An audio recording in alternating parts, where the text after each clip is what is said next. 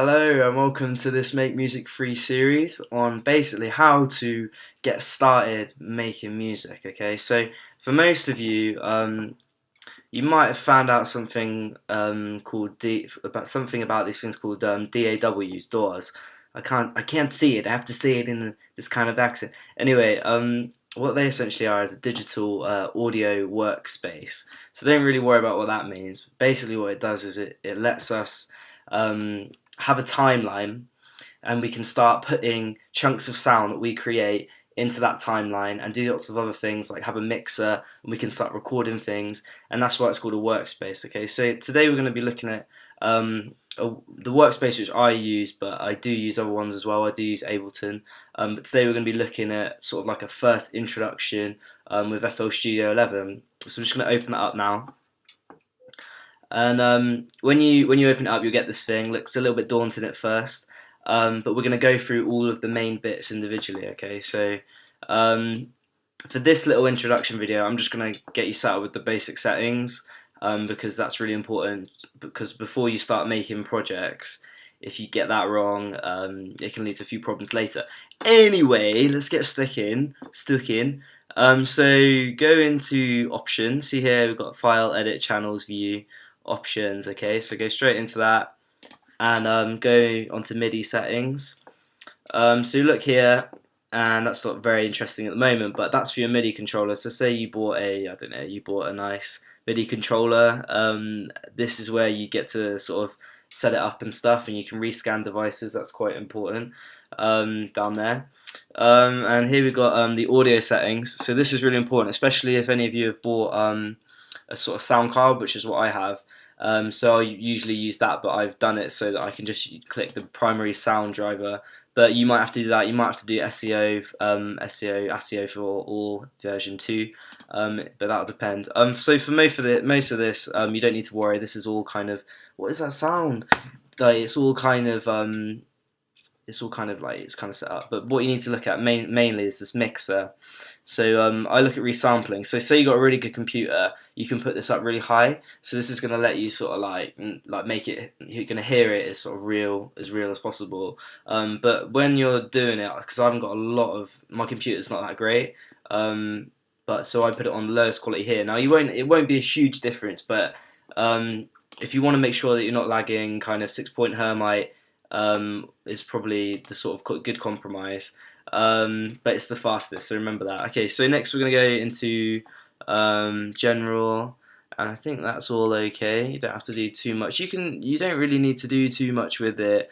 There's lots of little things like ultra smooth, make it look pretty and stuff. This is quite important here. This is the undo history.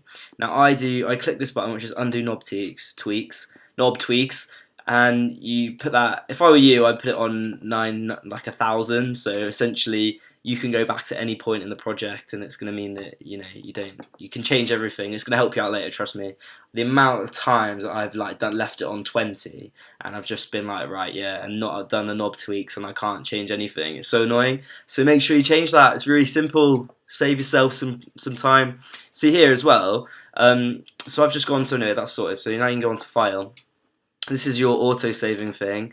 I recommend doing it every 5 minutes, just because if you start the amount of times that FL does like to crash a lot. I'm not dissing the guys who make it, but it does crash a lot. And if you don't want to lose your work, then just get it on the autosave. Done, easy, no problem. Okay, cool. So there's something else I want. This little section is quite important as well. I did a video on how to add your own VSTs. You should check that out if you want to start doing other stuff other than the package VSTs which come with FL Studio. They're really good, but you will want to add some of your own pretty soon. So essentially, after you've done that, you've done your backup, and I did this thing called this thing here. It says VST plugins extra search folder.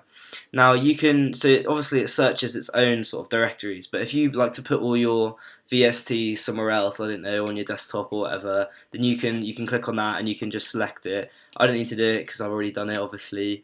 But yeah, that's something for you guys to know and think about. that will become a bit useful later.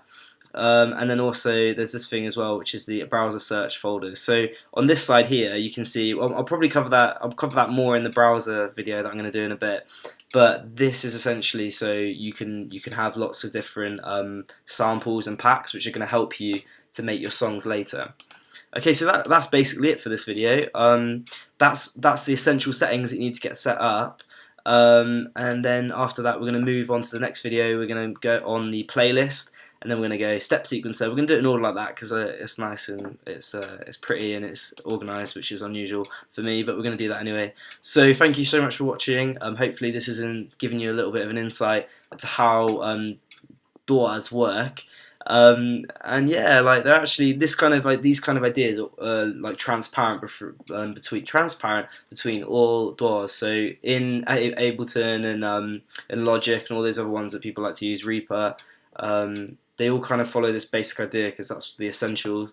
With DAWs in general, my overriding kind of feelings towards it is whatever you find easiest to make music with. So I recommend trying all of them. They all have free demos, and then just picking one you like. If you like FL Studio, there's a link in the description. I can get you a little bit of a discount off, so it might sweeten the deal a little bit. And FL Studios, yeah, it's really good. So get stuck in, get on to the next video.